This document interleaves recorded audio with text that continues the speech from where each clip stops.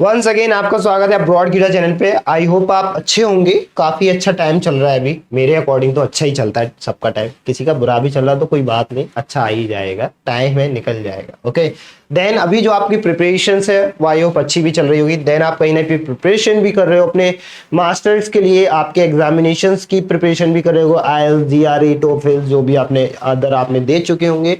तो I hope आपका अच्छा एक स्कोर आया होगा, एंड अगर आप देने वाले तो उसके लिए भी आपको बेस्ट ऑफ लक। तो इस वीडियो को मैं दोबारा बेसिकली बना रहा हूँ क्योंकि इससे पहले जो मैंने वीडियोस बनाई थी वो मैंने स्पेसिफिक जर्मनी के लिए बनाई थी। इस वीडियो में ओवरऑल बताऊंगा क्योंकि काफी ज्यादा डॉक्यूमेंट्स जो होते हैं ना वो डिफर कर जाते हैं कंट्री टू कंट्री। अगर आप कनाडा में जा रहे हैं तो आपको वहां पे एक अलग रिक्वायरमेंट रहेगी।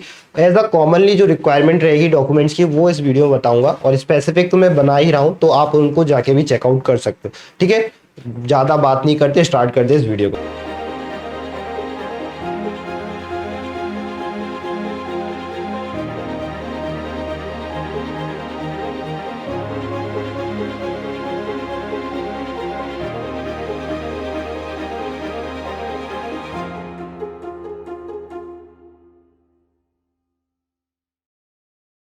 स्टार्ट करते हैं। पहला पॉइंट या पहला डॉक्यूमेंट्स आपको कौन सा रिक्वायरमेंट रहेगा, जो रहेगा आपका ऑफिशियल एकेडमिक ट्रांसक्रिप्ट। ये मैंने बेसिकली पूरा ओवरऑल लिखा है यहाँ पे। ट्रांसक्रिप्ट का मतलब है एकेडमिक ट्रांसक्रिप्ट। अगर आप मास्टर्स के लिए जा रहे हो या अपने डॉक्टरल प्रोग्राम या बैचलर्स प्रोग्राम के लिए जा रहे हो तो ऑब्वियसली बात है, अगर आप अपने बैचलर्स प्रोग्राम के लिए जाएंगे तो आपका 10th एंड 12th की मार्कशीट लगेगी।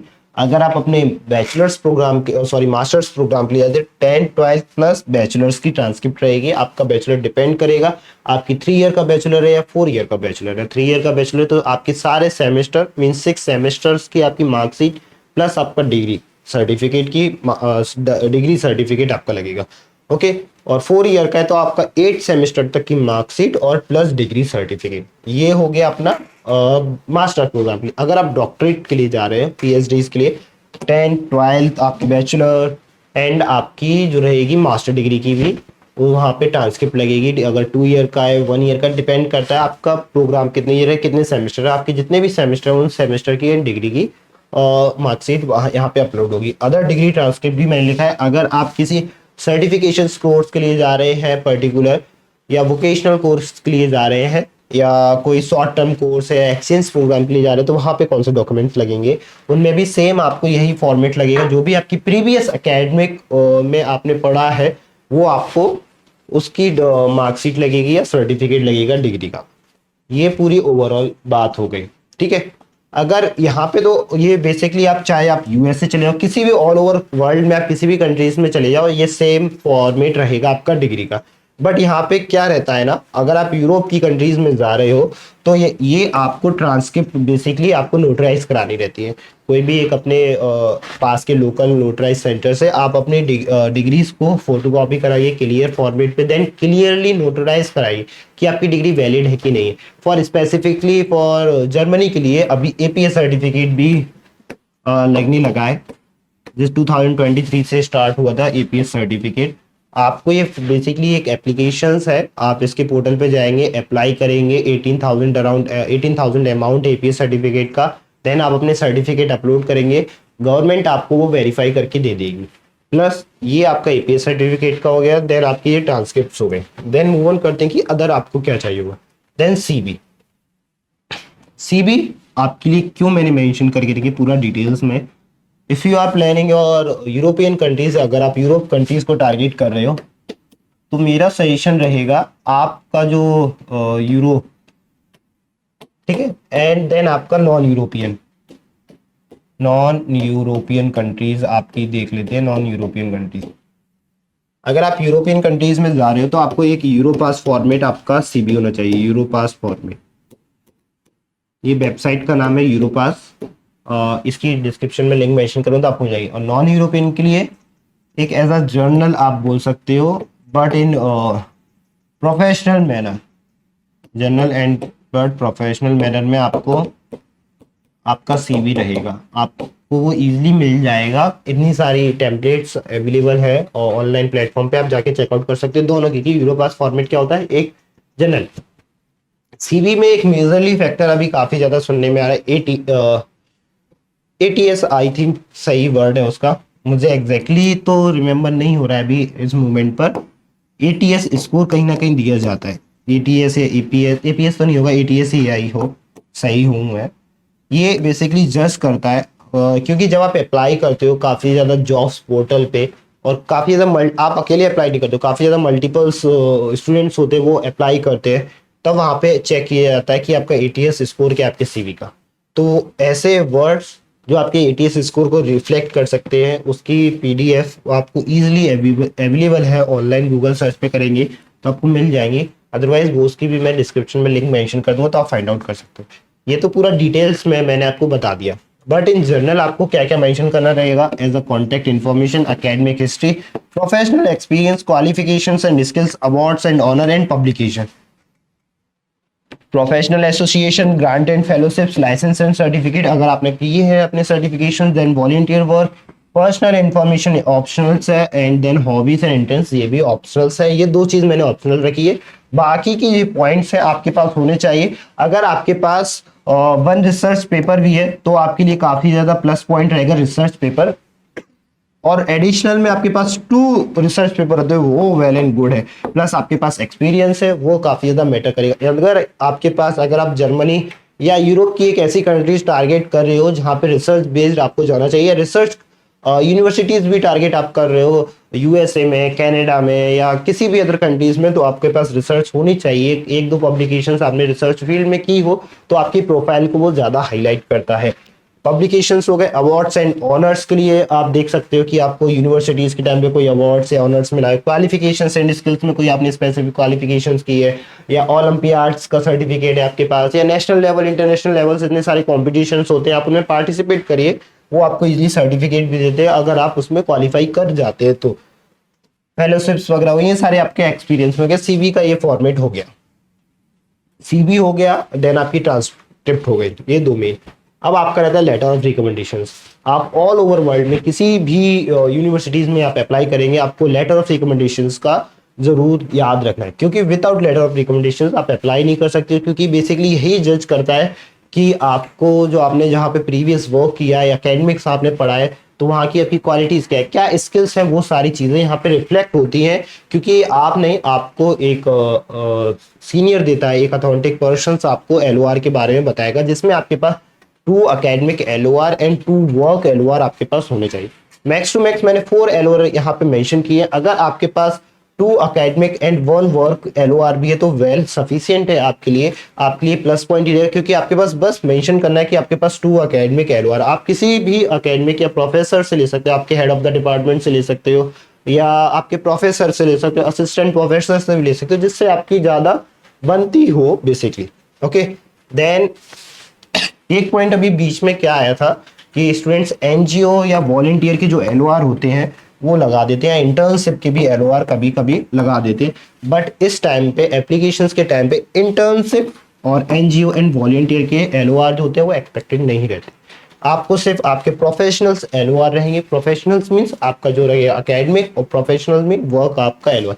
सिर्फ ये 2 टाइप के एलओआर अभी कंसीडर किए जाते हैं, इसके अलावा और कोई एलओआर आपके कंसीडर नहीं किया जाएगा। आप चाहे जितना भी आप लगा दे वो आपका वायदा भी रिजेक्ट हो ही जाएगी एप्लीकेशन। तो इससे बचने के लिए आपको इन 2 एलओआर पे फोकस करना है। ओके, देन 4th पॉइंट या 4th डॉक्यूमेंट्स जो आपके लिए इंपॉर्टेंट रहेगा वो रहेगा स्टेटमेंट ऑफ पर्पस।